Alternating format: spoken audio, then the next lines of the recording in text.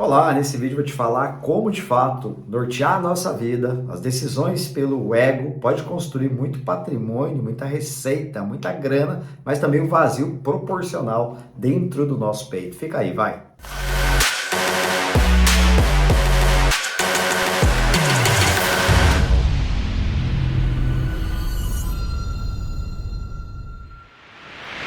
Nós entendemos o processo de tomada de consciência, muitas vezes nós percebemos a vida sendo guiada por um mecanismo totalmente criado e dado pela nossa personalidade. Quando ela começa a nortear as decisões da nossa vida para alimentar no fundo os nossos desejos, aquilo que é prazeroso para a carne, para o indivíduo, para o homem, nós não percebemos o quanto isso pode ser muito gostoso no curto prazo, mas no médio e longo prazo criar um grande problema para nós. Você deve conhecer pessoas que detêm um poder financeiro incrível, que têm muito conteúdo, que têm muitos bens, que têm várias empresas, que têm posses de verdade, mas que no fundo ainda possuem um grande vazio e alguns até cometem um ato tão covarde que é de tirar a própria vida. Nós estamos falando de um país como o Brasil que é recordista no número de ansiosos, país com muita ansiedade, número 1 do mundo, que sobe os números de suicídio, tudo isso por conta de situações criadas pelo próprio indivíduo. E por não compreender, muitas vezes as decisões que se tomam ao longo da existência cria para dentro de si uma verdadeira armadilha, dado muitas vezes pelo ego, pela personalidade. Essa falsa sensação de eu que nós temos dado pela nossa mente, essa identificação que nós temos com essa voz que aqui dentro fala conosco, que parece de fato ser o meu eu, mas que no fundo é apenas um veículo, uma maneira pela qual ela conduz o meu corpo e as minhas decisões. Em ordem de hierarquia, é fácil compreender que primeiro chega então a alma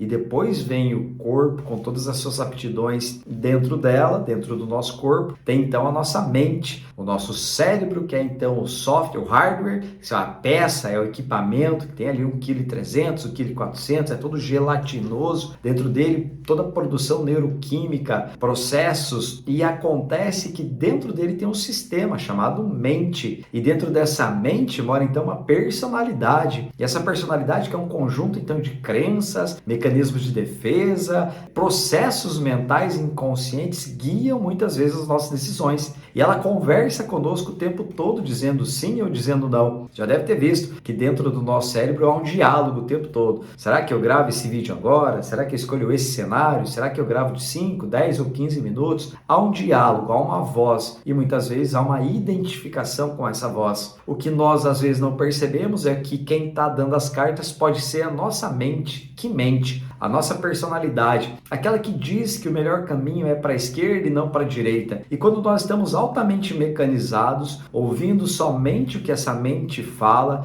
nos identificando que essa voz pode de fato ser o nosso verdadeiro eu, nós caminhamos pela vida fora tomando decisões muitas vezes equivocadas. Eu não fiz esse vídeo para você fazer voto de pobreza, para você de fato ficar somente meditação em cima do monte, não é essa a ideia. Mas a ideia é que você pare e comece a pensar quem de fato conduz as suas decisões no dia a dia. E quando eu falo em decisões, eu falo da vida prática, eu falo da vida real, da faculdade que você escolheu, da carreira que você está seguindo, da família que você está constituindo, seu esposo, sua esposa, como você conduz a criação do seu filho, os valores, crenças, tudo que você tem no mundo real. Quando eu não paro para perceber isso, muitas vezes eu não percebo que eu estou criando uma armadilha para mim, dado a alimentar somente a experiência do meu ego. Ego esse, como nós sabemos, no estudo do Enneagrama, é dotado sim de vários pecados capitais, que são as paixões de cada tipo, onde cada personalidade possui uma. E quando eu alimento aquela paixão, seja ela o vício da gula, seja a vaidade, a avareza, o medo, a luxúria, quando eu alimento a personalidade, a sensação de ganho é quase que imediata. A sensação é que de fato a vida está valendo a pena e que aquilo sim que eu devo fazer. Fato, não entendendo esse processo novamente, estou eu alimentando a personalidade e deixando de alimentar o que é mais importante, aquele que chegou primeiro, aquilo que em tese, em ordem hierárquica, deveria respeitar e guiar as nossas decisões, que é a nossa alma. E aqui eu quero tomar máxima atenção porque começa uma guerra entre o nosso ego, a nossa personalidade e também a nossa alma, onde nós tomamos decisões pelo ego, avançamos avançamos, construímos família, empresa, status, resultados, somos muito bem vistos na sociedade que nós vivemos. Porém, muitas vezes, por algum motivo ou outro, quando colocamos a cabeça no travesseiro à noite para dormir, uma sensação estranha brota aqui do fundo do peito, uma sensação que parece que eu não vou dar conta, ou mesmo que as coisas perderam sentido, onde eu nem consigo mais identificar quem de fato eu sou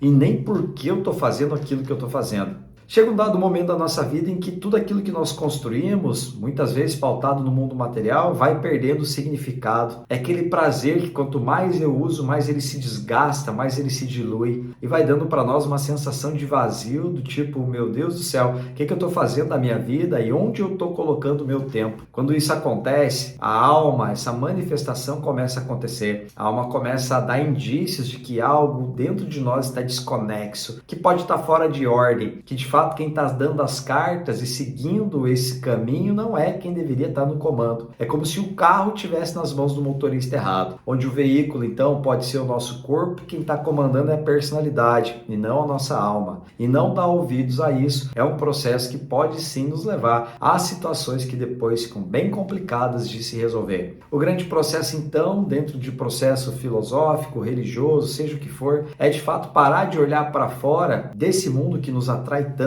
de tantas coisas boas e positivas que sim, nós podemos aqui construir, mas que não sejam pautadas somente pela alimentação dessa mente dos desejos, daquilo que é satisfatório e gostoso no curto prazo, desse imediatismo. O fato de construir uma vida pautado a uma construção de eu, aquela construção dado de sair das sombras e caminhar para a luz da filosofia, ou mesmo na religião, né? Religar a Deus através de atos, caminhando em cima de virtudes, é entender que no fundo, se o jogo da vida é a construção e o preenchimento da alma, eu preciso responder: as ações que eu tomei hoje, alimentar o meu ego ou alimentar a minha alma? E você sente isso muito rápido, você consegue perceber rapidamente quando é um e quando é outro. Muitas vezes você está num belíssimo jantar, num hotel, restaurante 5 estrelas, está incrível, mas não está te satisfazendo. No outro momento, porém, você está numa casa bem simples, seu pai, seus avós, e tua alma parece aplaudir aquele momento. É de fato estranho, meus amigos, e não nos ensinam a pensar assim. Na verdade, esse é um tema que normalmente nem se fala. Se fala muito em ter saúde, ter sucesso, ter um trabalho, conquistar as coisas e morrer, se aposentar e aí morrer. Mas não se fala sobre o desfrute, sobre esse deleite, sobre essa construção de algo maior que brota dentro da condução desse corpo, dos nossos atos, guiado pela nossa alma. E sabe o que é curioso? Quando você começa a trilhar esse caminho espiritual, quando você ganha essa maturidade, esse processo de individuação que Jung falava, nós começamos então a perceber que muito daquilo que fazia sentido para nós num dado momento da existência, hoje não faz o menor sentido. Nós começamos a ver que às vezes poucos amigos valem muito mais que uma casa lotada. Começamos a perceber que às vezes um pequeno abraço vale mais do que, sei lá, 1 milhão de seguidores lá no Instagram da vida. Começar a entender o que de fato tem valor é começar a ouvir a tua alma. E a alma grita por socorro. Todas as vezes que uma dor no peito, um sentimento estranho aparece, é um aviso, é um alerta, ela dizendo: olha, tem algo desconexo aí. Presta atenção nesse ponto, eu queria que você me ouvisse. Essa é uma construção do fundo daquela que deveria ter o controle da nossa vida. Sermos guiados pela nossa alma é de fato sermos guiados por Deus, sermos guiados pela personalidade, de fato ter que ficar driblando armadilhas que ela nos coloca em prol da mente dos desejos. Começa a pensar nisso, porque do fundo,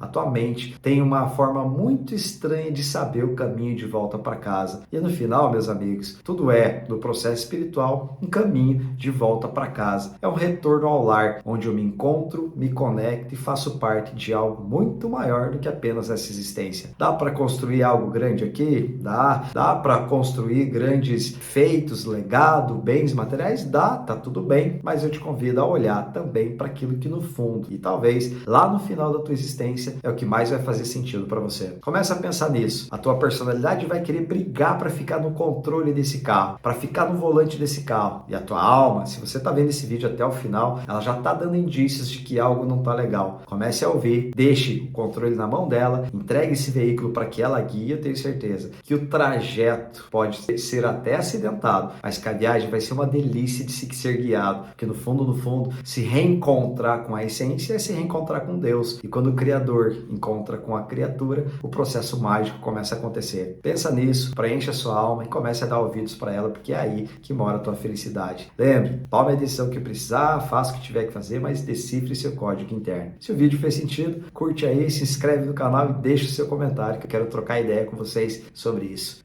Fica com Deus, um abraço.